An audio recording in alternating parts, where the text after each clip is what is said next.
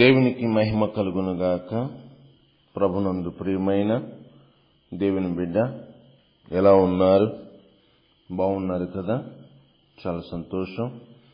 మీరు బాగుండాలని అనుదినము మీ కొరకు ప్రార్థిస్తుంటున్నాం. దేవుని కృప, ఆయన కరుణా కటాక్షం మీకు తోడేండునుగాక. చాలా సంతోషం. మరి ఈరోజు దేవుని యొక్క వాక్యంలోనికి వెళదాం. ఆదికాండము 6వ అధ్యాయము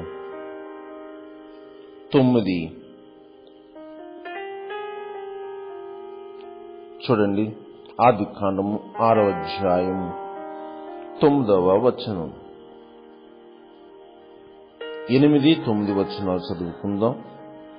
అయితే నోవాహు యెహోవా దృష్టి యందు కృప పొందిన వాడాయును. నోవాహు వంశావళి ఇదే. నోవాహు నీతిపరుడును, తన తరములలో నిందారహితుడునై ఉండెను. నోవాహు దేవునితో కూడా నడిచిన వాడు. చక్కటి వాక్యం మనకు కనబడుతుంది. చూడండి, ఇక్కడ నోవాహును గురించి 4 పదాలు చెప్పబడినవి. 1, దేవుని చేత లేక దేవుని దృష్టిలో కృప పొందినవాడు. ఇక 2వది నీతిపరుడు. 3వది నిందారహితుడు. 4వది దేవునితో నడిచినవాడు. నిజముగా ఆనాటి తరములో అని బైబిల్ ఉంది. ఆనాటి తరము ఎంత దుర్మార్గులంటే చాలా భయంకరులు. అందరూ కూడా, ఏ ఒక్కరు కూడా మంచివారని వారు ఎవరూ లేరు. ఎందుకంటే భూమి మీద మనుషులు విస్తరించే ఆ సమయములో మనుషులందరూ కేవలము దేవుని ఎదుట ఎట్లా ఉన్నారంటే చెడ్డవారుగా చెడిపోయి బలత్కారముతో నిండి ఎవరి మార్గములు వారు చెరిపి వేసుకుని జీవిస్తున్న దినాలు. నిజమే, వాక్యం బోధిస్తుంది. ఆనాడు ప్రజలు విస్తరించారట. ఎంత విస్తరించారంటే బహుగా విస్తరించారు. కారణం, ఒక్కొక్క వ్యక్తి సామాన్యంగా బ్రతుకుతున్నాడా? 900 సంవత్సరాల పైనే బ్రతుకుతున్నప్పుడు బిడ్డలు కంటూనే ఉన్నారు. జనాభా విస్తరించబడుతూనే ఉంది. బిడ్డలు కంటూనే ఉన్నారు. భూమి విస్తరించబడుతుంది, నిండిపోయింది. అయితే మనుషులందరూ ఎట్లా ఉన్నారంటే ఎవరి మార్గం వారు చెరిపేసుకున్నారు. అంటే నడవవలసిన త్రోవేదో మర్చిపోయారు. భక్తి అనేది మర్చిపోయారు. అంతకుముందు ఎన్నో కాలంలో భక్తి, ప్రార్థన విధానాలు కనిపించినాయి. షేతు కాలంలో భక్తి కనిపించింది. మిగిలిన వారు చాలా మంది భక్తి కలిగిన వారు ఉన్నట్టుగా ఉంది. కానీ నోవాహు కాలానికి వస్తులకి మాత్రం వారు ఎట్లా ఉన్నారు అంటే తమ భక్తిని చెడగొట్టేసుకున్నారు. తమ భక్తి చెడగొట్టేసుకుని ఎవరి ఇష్టం వచ్చినట్లుగా వారు బ్రతుకుతున్న దినాలు అవి. భక్తి లేదు, దైవికమైన లేదు. జనాభా పెరిగినప్పుడు ఎవడిష్టం వాడిని నెరవేరుస్తున్నప్పుడు ఎవడి మాట విన్న అవసరం లేదు. ఎవడికి నచ్చింది వాడు చేసుకోవచ్చు అన్నట్టు అయిపోయింది. అయితే ఆనాటి దినాల్లో కూడా దేవునికి ఒక వ్యక్తి కనబడుతున్నాడు. మనుషులు చెడిపోయి ఉన్నారు. ఎవరు వచ్చి ఎవరికి నచ్చింది వాళ్ళు చేస్తూ ఉన్నారు. ఎవరికి కావలసిన విధానాలు వారు బ్రతుకుతున్నారు. ఎవరు చేయవలసింది వాళ్ళు చేసుకుపోతూ ఉన్నారు. ఎందుకంటే అడిగేవారు లేరు, ఇలా ఉండు అని చెప్పేవారు లేరు. మరి చెప్పేవారు లేరు, అడిగేవారు లేరు కనుకనే ఎవరికి నచ్చినది వాళ్ళు చేస్తున్నారే కానీ నేను చేసేది ఇది దేవునికి ఇష్టమేనా, నేను చేసేది దేవునికి సంతోషమేనా, ఇది నేను చేస్తున్నాను దేవుడు హర్షిస్తాడా అనే ఆలోచన ఎవరికీ లేదు. అంతవరకు ఆలోచించడం మానేశారు. ఉన్నామా, తిన్నామా, బ్రతికేమా, మన కోరికలు మన ఆశలు తీర్చుకున్నామా, నీకు ఇదే బ్రతుకైపోయింది. ఇదే బ్రతుకు, ఇదే జీవితం, ఇదే ఆలోచనట్టుగా బ్రతుకుతూ ఎంతవరకు అంటే ఎవరి మార్గాల వారు చెరిపేసుకుంటున్నారు. భక్తి అనేది కన్నా, భయభక్తుల కన్నా, దేవుని విధానము కన్నా మార్గాలను చెరిపేశారు అంటే వాళ్ళు ఎంత రీతిగా తయారయ్యారో ఒకసారి ఆలోచన చేయండి. ఎందుకంటే ఒక్కలే కాదు, లోకమంతా అలాగే ఉంది. లోకంలో ఉన్న ప్రజలందరూ అలాగే ఉన్నారు. ఒక ఊరు కాదు, అన్ని గ్రామాలు అలాగే ఉన్నాయి, అన్ని ప్రాంతాల వారు అలాగే ఉన్నారు. చెడిపోయి ఉన్నారు.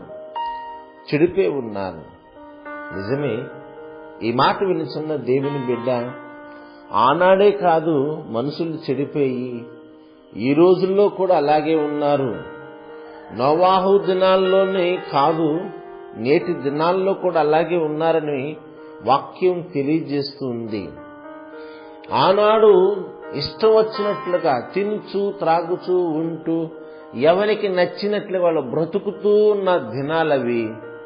మరి ఈ రోజుల్లో కూడా ఎవరికి నచ్చినట్లుగానే వాళ్ళు బ్రతుకుతున్నారు. దేవుని యొక్క మార్గాల్లో నడవాలి అనే ఆలోచన చాలా మందికి తక్కువ.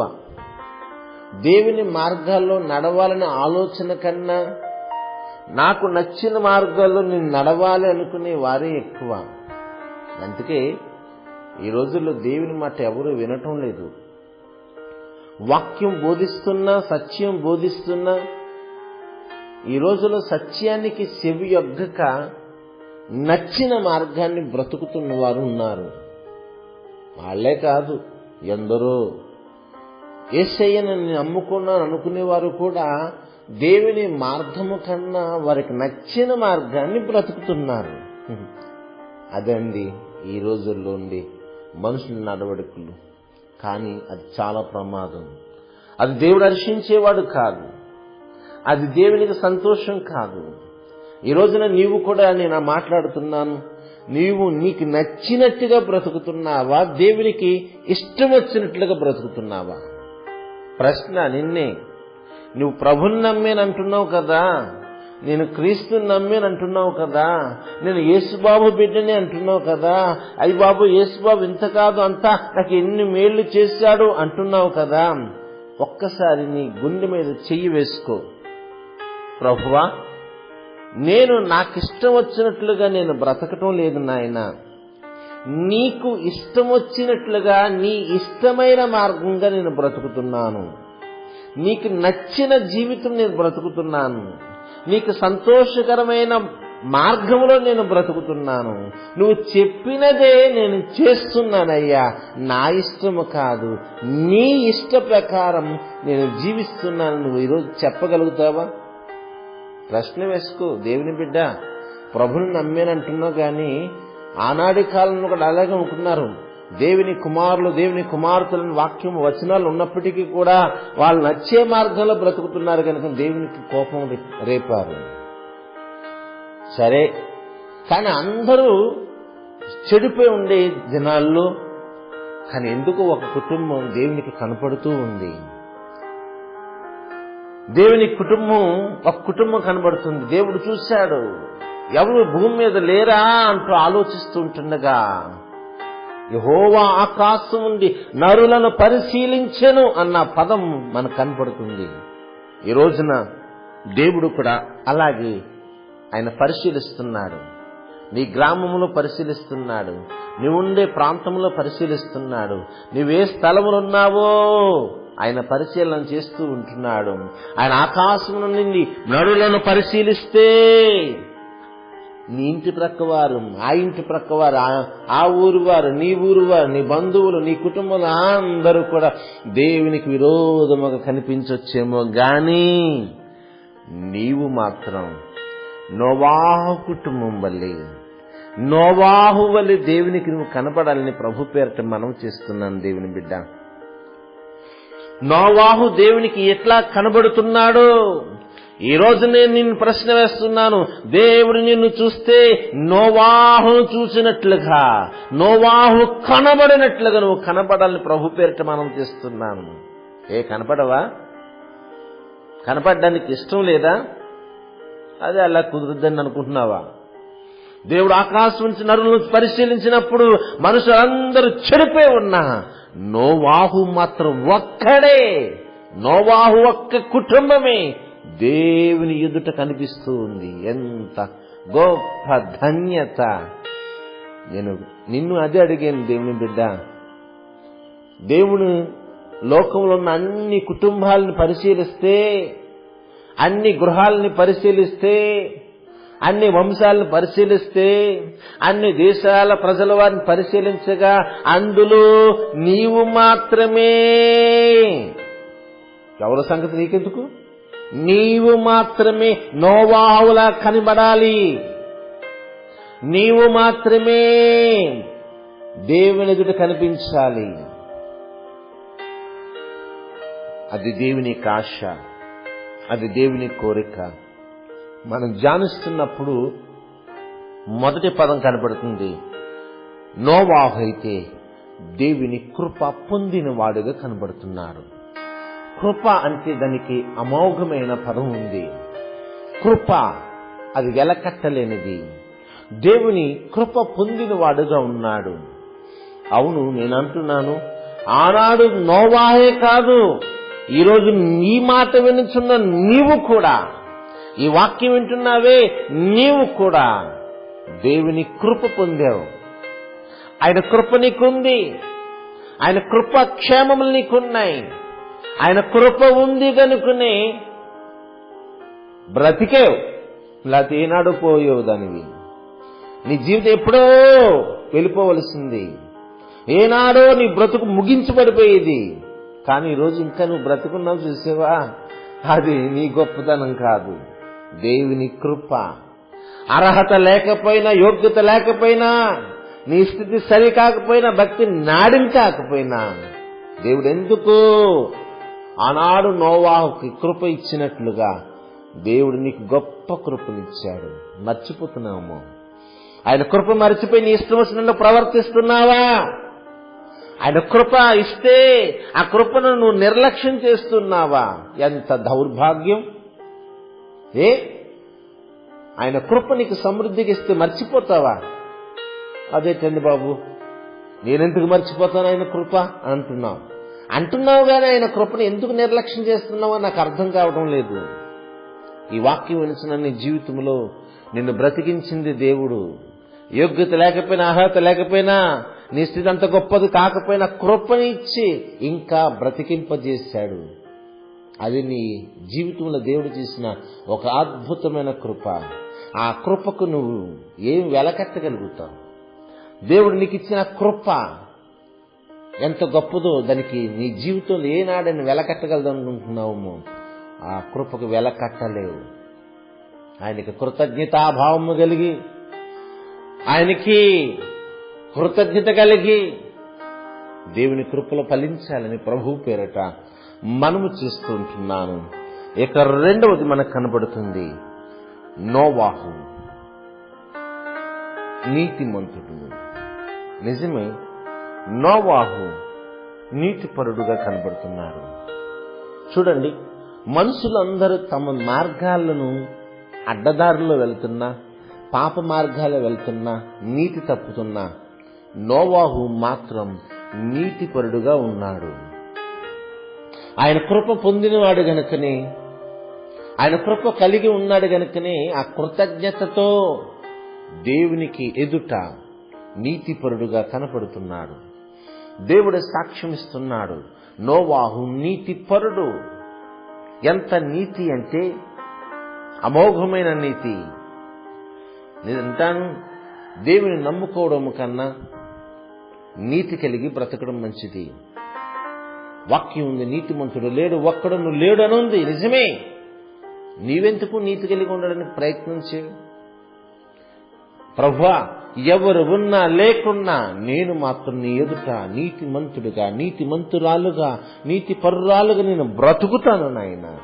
నా నీతి నేను కాపాడుకుంటాను. నా నీతిని నేను ఎన్నడూ విడవనియ్యను ప్రభువా. నేను నా నీతి మార్గంలో నేను తప్పిపోను ప్రభువా. నోవాహు ఎలాగైతే నీతిపరుడో, మనుషులందరైనా, నా బంధువులైనా, నా చుట్టాలైనా, నా రక్త సంబంధులైనా, నేను చేసే యజమానులైనా ఎవరైనా నీతిమంతులు కాకపోవచ్చు, కానీ నేను మాత్రం నీ ఎదుట నీతిపరులుగా, నీతిమంతులుగా నేను బ్రతుకుతాను, నేను జీవిస్తాను. నా నీతిని నేను విడువను, నా నీతి నేను కలిగి ఉంటాను. నీతి లేనోడు కోతి కంటే పాడని సామెత ఉంది, చూసేవా? నేను కోతుల కంటే హీనంగా నేను బ్రతకలేను ప్రభువా. నా నీతి నేను కాపాడుకుంటాను. నోవాహు ఎలాగ నీతిపరుడో, నేను కూడా నా నీతిని కాపాడుకుని నీ ఎదుట ఆయన పేరు కలిగి ఉంటాను. నువ్వు చెప్తావు నా గురించి. ఒకనొక దిన ముందు నువ్వు చెప్తావు, పలానా నా బిడ్డ తమ నీతిని కలిగి, నీతిని విడువక, నీతిగా బ్రతుకుతూ, నీతిగా జీవించి, నీతిగా నా కొరకు ప్రాణం పెట్టగలిగారు. ఆనాడు నోవాహు కాదు, ఈనాడు ఈ బిడ్డ కూడా నీతిమంతురాలు, నీతిపరురాలు అని ప్రభువా నా గురించి నువ్వు సాక్ష్యం చెప్పగలిగే కృప నువ్వు నాకు దయచేయని దేవుని ఎదుట నువ్వు కలిగి ఉండడానికి ప్రయత్నించే. ఇక మూడవది, నిందారహిత. నిజముగా నోవాహు నిందారహితుడు, దేవుడిచ్చే సాక్ష్యం. మూడవది, నిందారహితుడు, ఏ నింద లేనివాడు, నింద లేకుండా బ్రతుకుతున్నాడు. నిందలు ఒకవేళ నిందకి చోటు ఇవ్వలేదు, నిందకు అవకాశం ఇవ్వలేదు, కానీ తన నీతిని కాపాడుకుంటున్నాడు కనుకనే ఏ నింద లేకుండా యథార్థవంతుడిగా బ్రతకడం మనం చూస్తున్నాం. ఈ రోజున దేవుని బిడ్డ, నీ జీవితంలో కూడా ఒకవేళ నువ్వు నిందలు మోస్తున్నావు, కొందరు అన్యాయంగా నింద మోసేవారు చాలా మంది ఉంటారు, మరికొందరు తప్పు చేయకుండానే నిందలు మోసేవారు ఉంటారు, మరికొందరైతే తప్పు చేసి నిందలు భరించే వాళ్ళు ఉంటారు. ఈ రోజున దేవుడు నీ గురించి సాక్ష్యం ఇవ్వాలి. ఈ నా బిడ్డ ఏ తప్పు చేయలేదు, కానీ నా కొరకు ఎన్నో నిందలు మోసింది, ఎన్నో అవమానాలు మోసింది, కానీ మనుషుల దృష్టిలో నిందలు మోస్తున్న నా ఎదుట మాత్రం నిందారహితురాలు, నిందారహితుడు, ఏ తప్పు లేదు, ఈవేళ యందు ఏ దోషము లేదు, వీరి యందు ఏ కపటము లేదు, వీరు నిందారహితులు అని ఈరోజు నీ గురించి ప్రభు సాక్ష్యం ఇవ్వాలి. దేవుని బిడ్డ, దేవుని గురించి సాక్ష్యం ఇవ్వడానికి ఇష్టపడుతున్నాడు. నువ్వు అటువంటి నిందారహితమైన జీవితం నువ్వు కలిగి బ్రతకాలని ప్రభు పేరట మనము చేస్తూ ఉంటున్నాను. అలా ఉండడానికి ఎందుకు ఇష్టపడవు? నిందారహితముగా నువ్వు బ్రతకడానికి ఎందుకు ఇష్టపడవు? నిందలో మోయడం మా అవసరమా? తప్పు చేయడం ఎందుకు? తప్పు చేసే నిందలు భరించడం ఎందుకు? దేవుడు నీ గురించి సాక్ష్యం చెప్పవలసింది ఒకటే, నువ్వు తప్పు చేసావు కనుక భరిస్తున్నావు అనకూడదు. కానీ నువ్వు ఏ తప్పు చేయకపోయినా నువ్వు నా కోసం